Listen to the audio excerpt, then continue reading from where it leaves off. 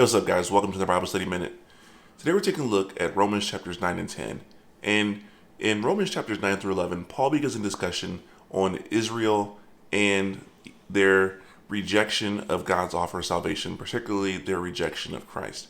And he begins to shape the same argument that he's already had in the beginning chapters of this letter, showing that salvation is by faith alone, and that is how we obtain God's righteousness. And he says, like, even though Israel has like all the promises, the lineage, and all of that, that is not enough to save them. They cannot count on that. And he even goes on to show, like, even with Abraham, not all of his descendants were the recipients of the promise. It was only Isaac. And then with Isaac and his sons, it was only Jacob and not Esau. And so we can see here that it's not just being a descendant of Abraham that matters, but it's being a descendant of the promise, and that promise is by faith. And so then he kind of continues on with an argument and shows that really it's Israel's rejection of God's offer of salvation. And instead, they chose to take the law that was given to them to show them how to live and tried to use that as their measure of righteousness and how they were to achieve it, even though they were never going to be able to do that.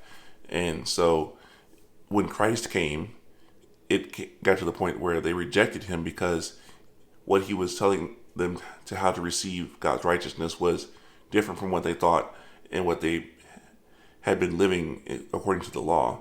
So they rejected him.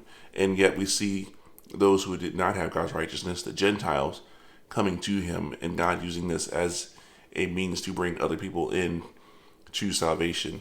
And then, of course, in chapter 11, we're going to see how this finally plays out in the final details. But it really just shows how important knowledge is, because in chapter 10, God says that the Israelites had a zeal for God, but it was without knowledge. And so you need to have both. You need to have zeal and knowledge.